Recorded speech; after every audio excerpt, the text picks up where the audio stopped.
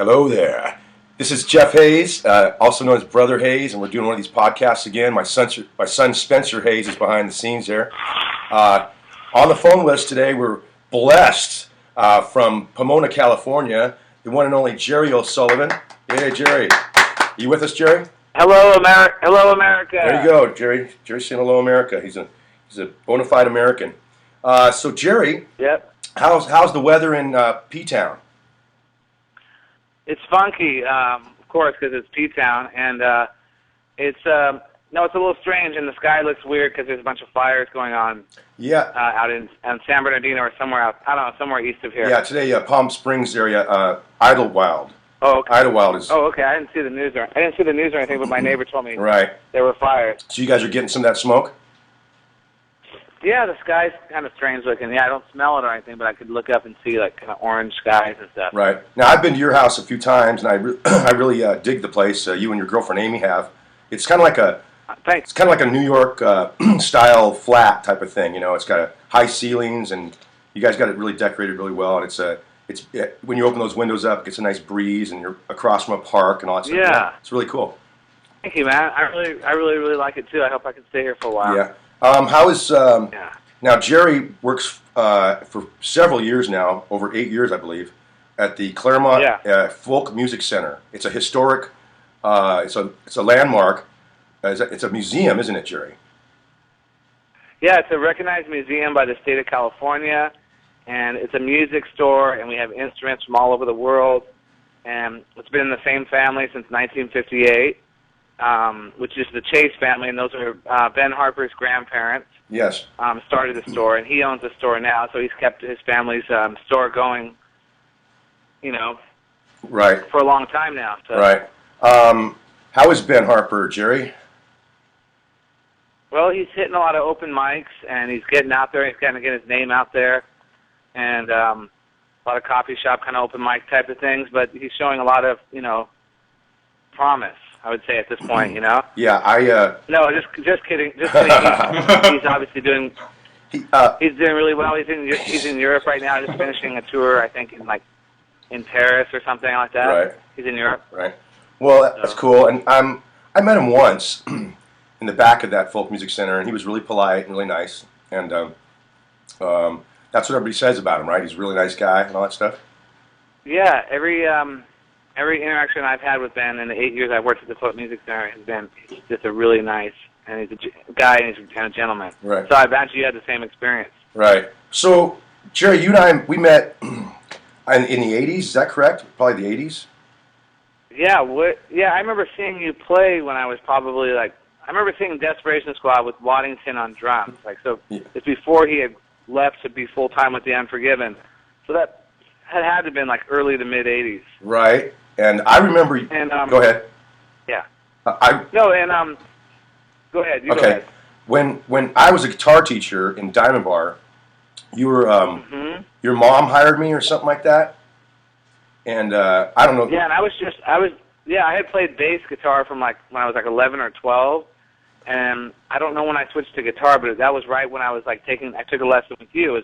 I was just making the switch to guitar from bass guitar to electric guitar or 6-string guitar. Were you in a band at that time? You were 13 years old, right? Yeah, Ian and I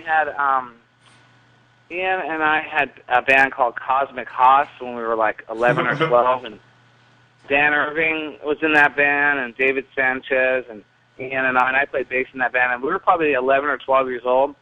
We played little house parties at our friend's house and stuff like that. And then we made the band Raw Power, which is a 3-piece. And I think before I took a lesson from you, because I was playing bass, so I hadn't played guitar. I think I played my first big gig was opening for your band, the Thunderbird. And I actually remember the date because it was such an important night for me. It was Friday, April 3rd or Friday, April 6th, and it was 1983. Jesus, how do you remember that shit? It was, that day, I always refer back to that day because that was my first big gig, playing on a stage in the auditorium. Where we actually got paid, and I got paid $45, which we split up amongst us. Whoa, and we opened up for you guys. Okay, now was that at a party at a house? Right? No, that was at the That was at the school auditorium. Right. At Lorbeer Junior High. Okay, so that was the first. But then I saw you in a band. I think you opened up for the Thunderbirds again. Yeah, we opened up for you. You had a friend that was a bass player named Rod or Ron. Yeah, or Rod Curtis. Rod Curtis. Yeah. Yeah, and we opened up for one of Waddington's bands at a crazy house party with just all these creepy, drunk adult people, and we were like 11 or 12, like way too young to be there. But the only reason why we were there is because Alan, brought us there, and he like kept an eye on us. We opened up for this band, and I think these drunk older guys were just couldn't believe that there was these like 12-year-old kids at this crazy kegger party. So they thought it was hilarious, and therefore they were like applauding us and going nuts over us. So actually, it was kind of very encouraging. Well, but I think it was just more that they couldn't believe we were even there. I wish they would have booed you, because then we wouldn't be having this conversation today, right? But yeah. So what I recall though, when I met you, because I was kind of stunned by you guys too. I mean, I was waiting to kind of go on, right? And I was thinking, who are these little fuckheads, right? And they tore it apart. They tore it apart. You guys tore it up. And thanks. But weren't you guys called the Grand Pricks? Weren't you guys called that? Yeah, but this wasn't that band. I think this was probably like Cosmic Haas with Dan Irving singing. I'm thinking. Wow. Okay. It was really early. That was really early on. Yeah. Yeah, you guys were really good. I was surprised at the songwriting that was happening. I later when I got to know you. Now let me finish this part about me teaching you guitar. I think we only had one lesson. I went to your folks' house or something like that, and you came out of the pool. You know what I'm talking about, Jerry? Came out of the swimming pool and we went up. Yeah, I had that 2-story house, so we were like far upstairs and down the hall. Right. And I do remember like wearing my swim trunks and taking a lesson. I touched you. I don't do you remember me touching you? But I do remember that. Yeah, and actually that's why probably explains why it was the only lesson. I told my parents right away. Yeah, Jerry fired me after one lesson. And then later on in life, we ran into Jerry again. His drummer Ian Carlson wound up playing with my band, Desperation Squad. And where was I going with this? You at a young age, Jerry. We've been working together for some time now in our band, Rex Holmes. Jerry is, of course, my partner in crime in the band, Rex Holmes. We want to plug that gig too, by the way, Jerry. Rex Holmes is playing on June 27th. Is that correct? No, July. July 24th. Am I wrong? What is it? No, I think it's Saturday, July 27th. Okay, that makes sense. I know it's the last Saturday in this month. Last Saturday of this month. I believe it's Saturday, July 27th. And we play between 5 to 9 p.m. and we're playing at a new brewery. It's their first-year anniversary, but they're doing really well. Like everybody loves their beer, and they've been very successful in their first year. But it's a big anniversary party, and it's at Claremont Craft Ales, which you can Google that. And it's from 5 p.m. to 9 p.m. And it does cost. We play between 5 and 9. It does cost $20.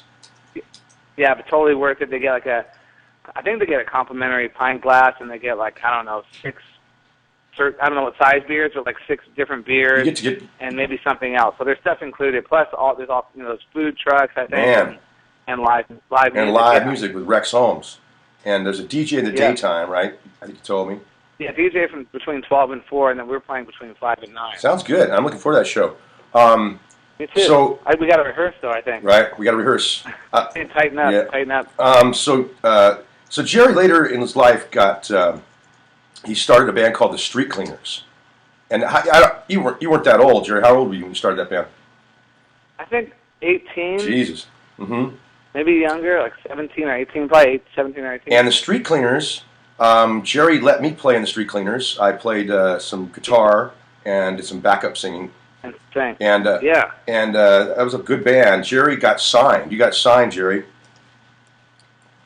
Yeah, what happened? Like we got a demo deal with Hollywood Records, which was owned by Disney, and it was the first time that Disney had like a rock and roll record label, and we got a demo deal with that, and we used some of that money and bought a PA system, and then we went in the studio to record a demo, and we got word that Disney had already spent a lot of money on stuff and hadn't had any hits yet, and that they were going to be firing their whole A&R staff.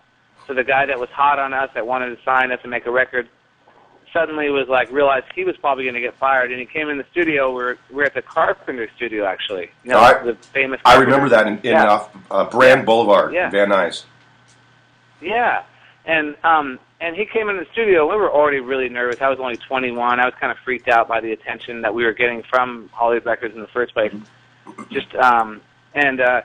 So there was like pressure on us, and we were nervous in the studio. And then he came in and said, you know, let's try to finish this demo up. Let's wrap this thing up. I'm not sure if we're going to do it at Hollywood Records, but we'll do it somewhere. Maybe it'll be at Capitol. Don't worry, I have lots of connections. And nothing really came of that, but it also wasn't really a bad thing. Like I said, we bought a PA system.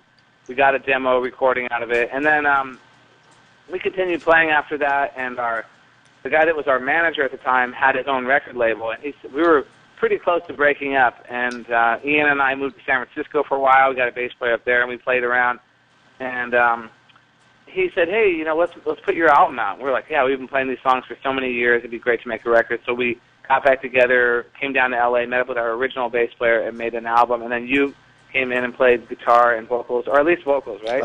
Yeah, I did. I think you did one lead on it. I got the first track, your first song. Yeah, you did. I did half of that lead, the second half of that lead. I remember. You were so exhausted. Yeah, because I was struggling so hard with it, and then you took over and did it. Yeah, it was a lot of fun. That studio was great. That engineer named Dick, I remember that guy. And yeah, it was a great studio. You had it on the off music studios. On the off times, like holidays, Christmas holiday in particular, we got a great deal on a nice studio, you know, where a lot of big bands had recorded, and we got a good deal because it was like we had one solid week blocked out studio time. We could leave our equipment there every day, like from noon to midnight. We did it in 7 days in a row, and like you said, we did it during the holidays, so he got a really good price on the studio. Ron did. The album, I have that album. Somebody bought it for me online, Streetcleaners, and it's called Pomona Queen, is the album. And you can get that on Rotten Records still. And it's a smoking album. You guys did a hell of a job. I remember when I walked in the studio, you know, I was coming off work at Toyota, right? And I drive down to Burbank, or whatever, and you guys were. I couldn't believe what I heard. You guys really nailed that, and you did a good job in like 2 weeks' time, and made a decent album. And so let's see what else. So you, Streetcleaners. So they got signed twice. Once with Hollywood Records, who is affiliated with Disney, and then Rotten Records, which is Ron. Ron, what's his last name? Ron Peterson. Ron Peterson, yeah, he owns that. Yeah, that's cool. And he still has that label, and he had a few acts that were doing well. I know he had the band DRI, which is like a punk rock speed metal band, but they're pretty renowned. And then also I heard that he had picked up this band called the Toy Dolls from England, and I remember going to see them when I was a kid. I don't know if he's still working with them or not. I mean, there was one thing about Ron's connections is that like he had a lot of connections, like maybe put us on tour with some big acts, like opening up for somebody. But the only problem is it wasn't stylistically the same as the Streetcleaners. Right. His groups were mostly like heavier and harder, more like speed metal, punk rock kind of stuff, and we weren't quite. We were a little more like power pop, punk kind of, sort of thing. So a lot of his connections didn't work, so that was kind of unfortunate, I mean, yeah. Okay, okay, that's cool. But we did go on a 2-month tour, and that was pretty rough because none of us had really been on the road before, and we got into a van and drove across the United States for 2 months solid of like playing all over the United States, and the Pacific Northwest, and then all through the middle and down through the South and up to the East Coast, and then back, and then all through the East Coast, Boston, New York, and all that. And to do that when you've never toured before in a van, you barely get to wash your clothes, and you can't stand the people you're in the van with. You've done this before too. It's like every little thing they do, you want to kill them. Absolutely. I remember I couldn't go. So we came home and basically broke up. Right. I couldn't go on the road with you guys working at that job I had, and I couldn't go out that long, and so you guys would call me on my 800 number, and it sounded like you were struggling but having some fun, and also you borrowed my Marshall head, which is an amplifier, and you had a great Marshall head from like the 70s, and it sounded amazing. That's what made the whole sound of the Streetcleaners album is that amp, that tube head, And yeah, we borrowed it. You let me borrow it. You would never sell it to me, but you always said I could borrow it. Not that if you actually had said yes to me buying it, I wouldn't have had any money anyways. But we never got that far, fortunately. But we did. You know the story now. But we left Arlington, Texas, and we drove all the way to Baton Rouge, like overnight. Like didn't get any sleep, and because we were trying to plan it so we could have a day off in New Orleans, because none of us had been in New Orleans, and we had one day off coming up. Mm-hmm. So we made this brutal drive, like overnight, with no sleep, to Baton Rouge, and we got there, and we played this club, and when we got to the club, we realized we had left the Marshall Head back at Arlington, Texas. And fortunately, we called the club right away. The people, we made good friends with people that own the club. We stayed at their house, and we got to know them. Mm-hmm. So they took good care of it, and they said, hey, instead of going to New Orleans on your day off and then seeing New Orleans, you're going to have to drive back to Arlington, Texas, but we'll have you play here again at the club, and we'll hold on your amp for you. So you guys just left my shit, in some other state while I'm suffering at home with this lame job I had. Okay, so moving right along, you are now, not only are you in the band Rex Holmes, who again is appearing on July 27th at that. What's it called? What's it called, Jerry? All they have to do is I'm speaking to America right now, right? So all you have to do is Google Claremont Craft Ales. Claremont Craft Ales. Mm-hmm. That'll take you to their website, and they're having their 1-year anniversary, and they're I know it's only been a year, but they're actually doing really, really well. They've won awards, and people say their beer is incredible, and they're in a lot of restaurants and bars and stuff. And so there's their 1st-year anniversary, and we play between 5 and 9 p.m. There's really good food trucks and great beer, and it's going to be a cool event. Now here's a funny thing about the two of us and beer, right? We Kurt Dale and his brother have a brewery, Dale Brothers Brewery. And they named one of their top-selling beers is Pomona Queen, and they distribute that. And my understanding is like 70 locations. It's really good, and Spencer likes it. I got pissed off when they named, because they were coming to see Rex Holmes, and you wrote a song called Pomona Queen based on a novel, and that guy loved it so much and just named a beer after your ass, right? And so I got in his face, right, later on, and I said, dude, where's my fucking beer, man? You give him a fucking beer. Where's my beer? And so later he came up with Winter Hayes that he claims is named after me. It's spelled differently, Hayes, but it's only sold seasonal. I have a seasonal beer, and yours is all year long. So that's Dale Brothers beer. You can look at that stuff up. It might not even be sold seasonal. It might not even be sold seasonally. We're going to try to get our hands on a couple of those bottles, But so Jerry's got a beer named after his song Pomona Queen. Did you get like a free case of them? Yeah. Did you get any free beer from that deal? You don't have to say. I think I got one big bottle of it for free one time. Yeah, at one point I did. He brought it to me like early on. Yeah. But I think that has been their most successful beer, and I think a big part of what's made it successful is because locally, because it has this name that people want to support something that's local like that. They like it. And I live in Pomona, and down the street is a wine bar where Amy, my girlfriend, used to manage, right? Mm-hmm. And that beer, they have a lot of good beer on tap there, but that's the beer they sell the most of. It's incredible. I think people like the idea that it says Pomona in the name of it, basically in the title. I mean, how many people can actually say, "Oh, somebody named a beer after me," and it's a successful beer, and I, like I said, I like being able to say, they did that for me, Winter Hayes. So we're the two people that have beers named after us. So moving on from Rex Holmes, you are working on.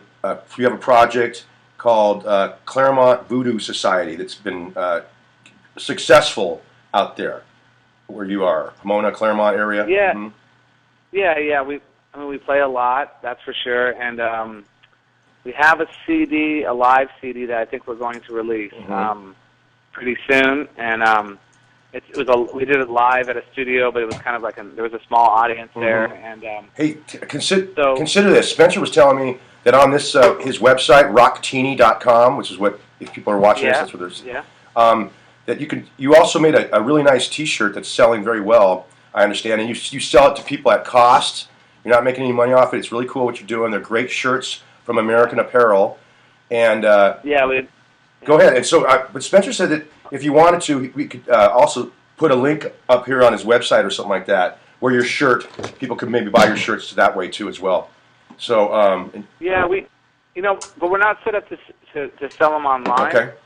But I could maybe I could send you a link that just shows at least what they look like, and if they really want one, they could That's fine. get one at one of our gigs or something. Or they could go to our Facebook page and like Claremont Voodoo Society, Well, or they can go to the Facebook page and like Rex Holmes as well, right? Yeah, sure. Why not? And then so Yeah. we can all be one happy family. Okay, so so Claremont Voodoo Society is doing well right now. You have a couple shows coming up. I think tomorrow night, which is Friday.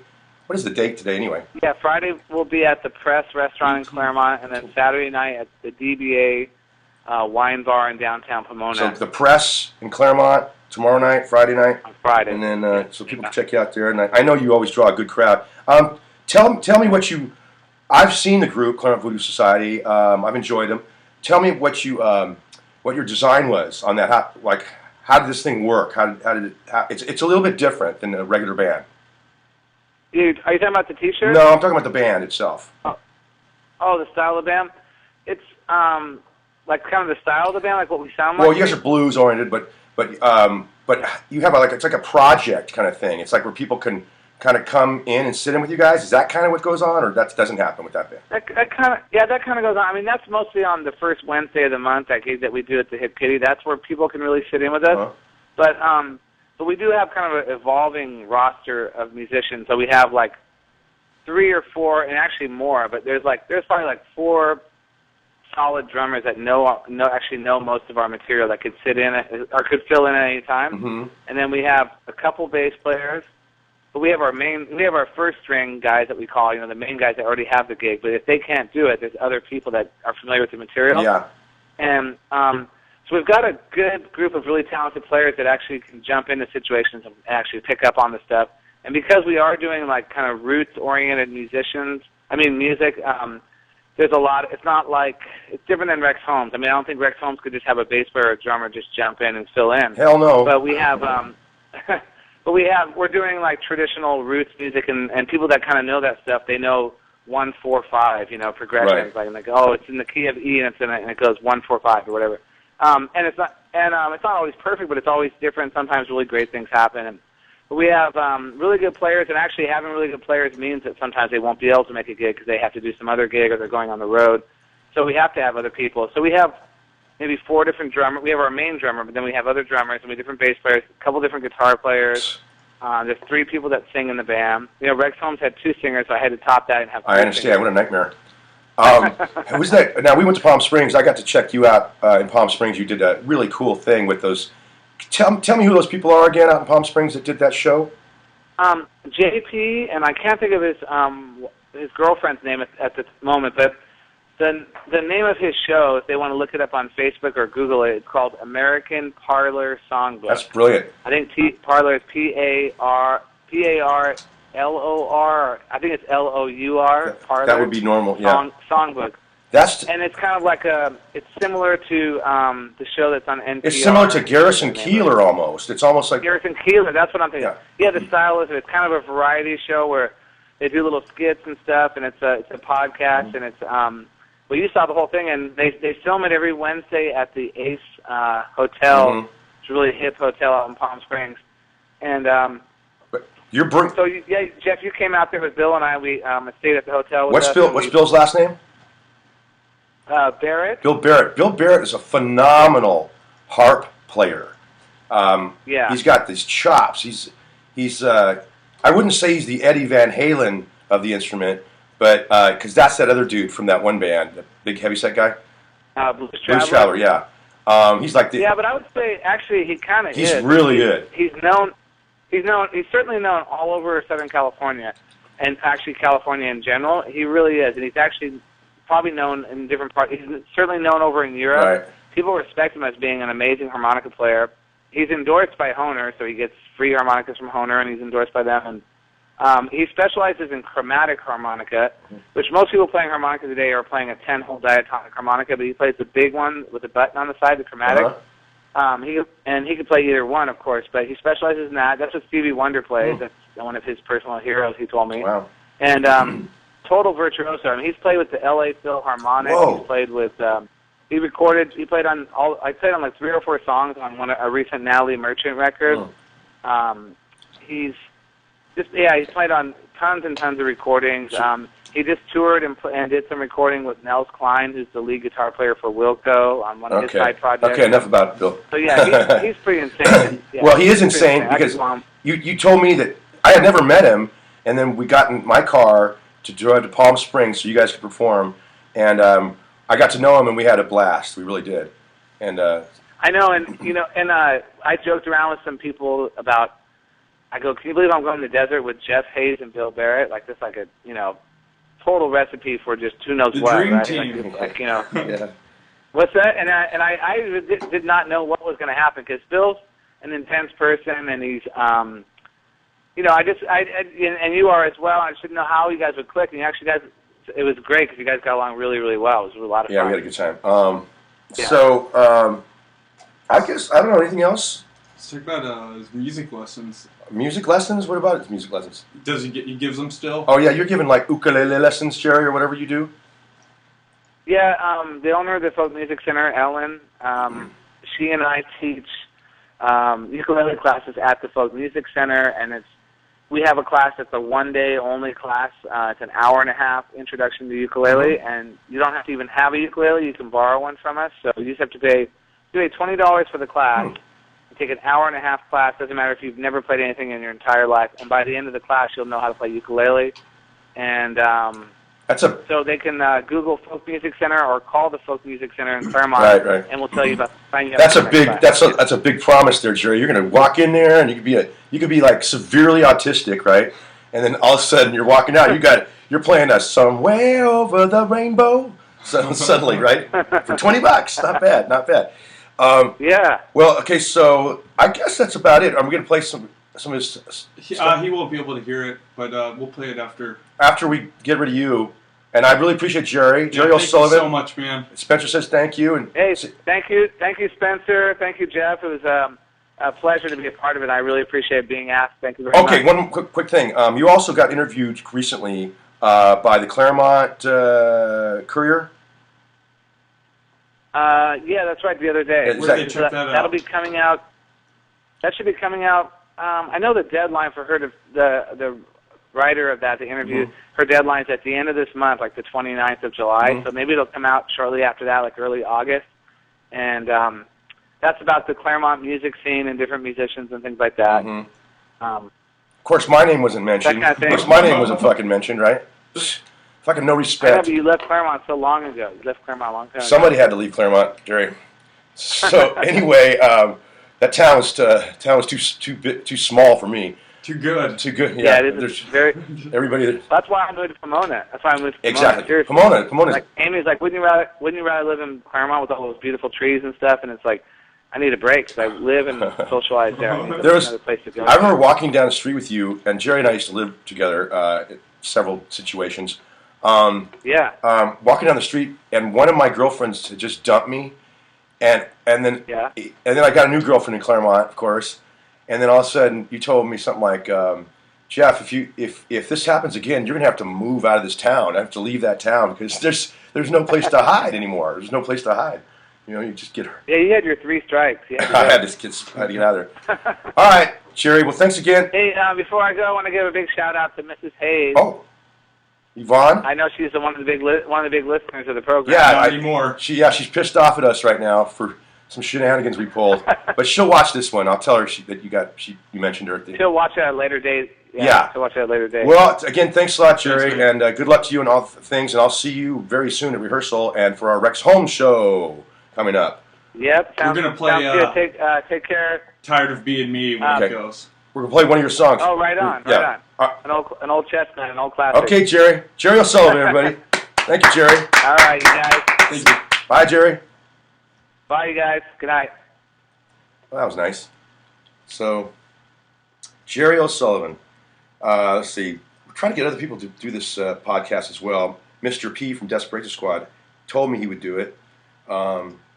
Let's see. I wanted to get Eric Von Vodke to talk to us, and he kind of went, I don't think so. He needs notes. He needs notes. He wants notes. He's a serious guy. Eric is a good friend of mine, and he's at Comic-Con right now, enjoying that kind of stuff. He's trying to make deals. He's a good guy. Let's see, and who else do we want? We wanted, just all the people I know, and Walter Clevenger. He agreed. He's busy. He's playing a show right now. Right now? Yeah. From 7 to 10, he's playing a show at the Derby something. Oh, I should go. All right, well then... we're going to play Tired of Being Me. So we're going to do Jero Sullivan's. This is from the Street Cleaner album, Pomona Queen. It's called Tired of Being Me. I am singing backup on this, so there you go. And it's Jerry and Ian. You can talk through while it's playing, too. Okay. That's my hand right there in the video. There's Jerry. I got my glasses on. There's young Jerry. That's Bob Jones. There's Ian. That's me with hair. That guitar. Whose house is that? It was a house in L.A. It was a professional thing. You guys had to provide the props and just brought in a band. No, we had to name. There's even an actor in this. She's beautiful. That's Jerry. That's me. And here I am again on your bathroom floor. Things could be worse, but there couldn't be much more. Turn out the lights, Right. close the door. I'm tired of being me. Yeah, can you see? Tell me it's alright. Help me believe. Oh, I'm tired of being me. That's me. Is this it? That was good? Yeah, that was good. All right. No, we can still keep going. Rocktini.com. Keep going, yeah, Rocktini.com. How long have we been doing this for? 30 minutes. 30 minutes? We can watch a couple more videos. I'm going to go for a smoke break. Let's do the, let's watch a CBS video. Or here's the Pomona Queen video for the beer. For the beer? Yeah. Okay. Oh, Deal Brothers. I'll be right back. Pomona Queen. Wait, no. It's only a minute long. We'll just sign off after one more video. Okay. Just one more. I'm back. The nicotine's just dragging you outside. Ow.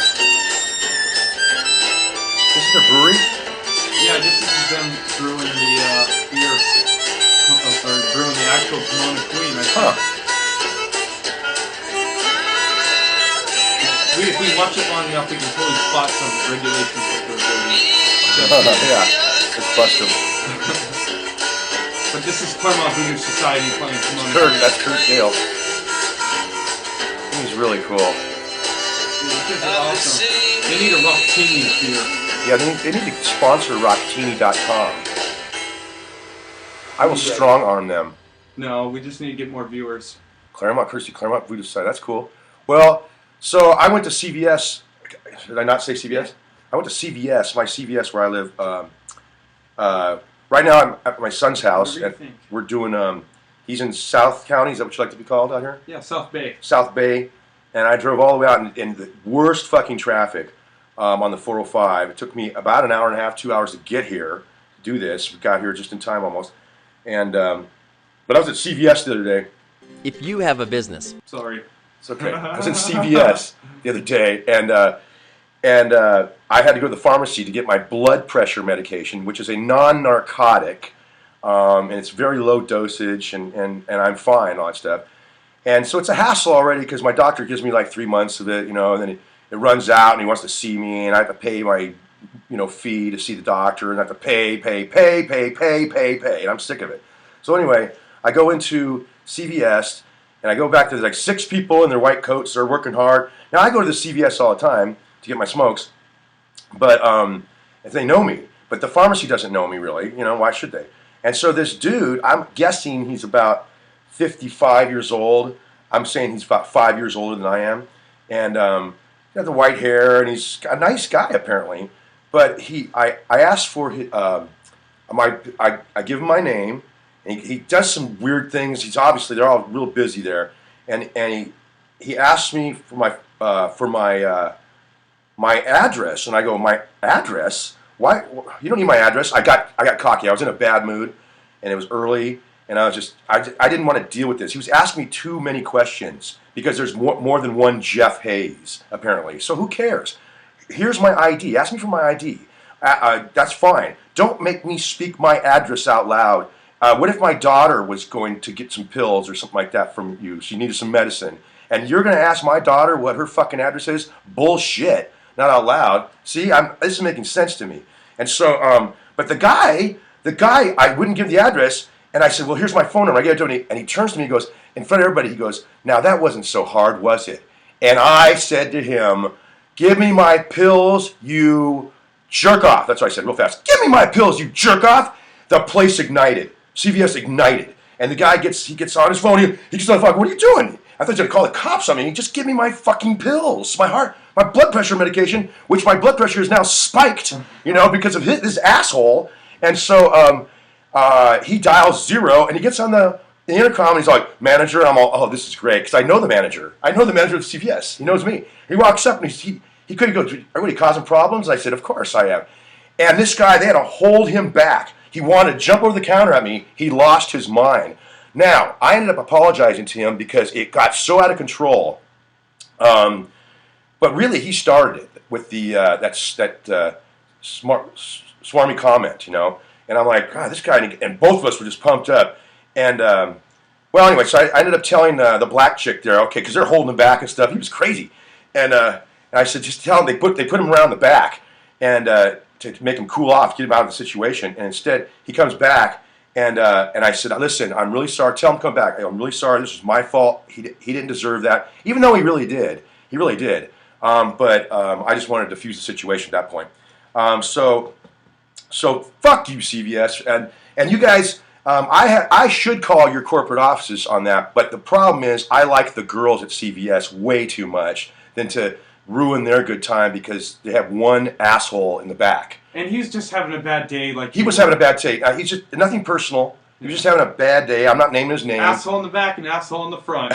Yeah, I'm an asshole coming in too. Alrighty, well. All right, hey, again, thanks a lot for the small viewership we have or whatever. Thank you, Jerry. Thank you, Jerry, for doing Jerry O'Sullivan and his girlfriend Amy, and yeah, come see Rex Holmes. Rex Holmes, August 27th. No, July 27th. July 27th. And maybe August 27th. Oh, we're playing in La Crescencia in August 24th at a showcase out there. So I'll let everybody know on that. You just go to Rex Holmes Facebook. Rex Holmes Facebook. Who runs that anyway? Probably Laura. Laura. Jesus. Yeah, okay, we got to get Laura on here so you can meet Laura. Or Steve, some of his videos. Steve, yeah, we'll show some of his stuff. Maybe. Alrighty. All right, thank you again. We're going to do this again soon. We'll get some more musicians to talk to us and all that kind of stuff. And thank you to Spencer Hayes behind the scene. I'm Jeff Hayes, also known as Brother Hayes sometimes. Signing off. Thanks again.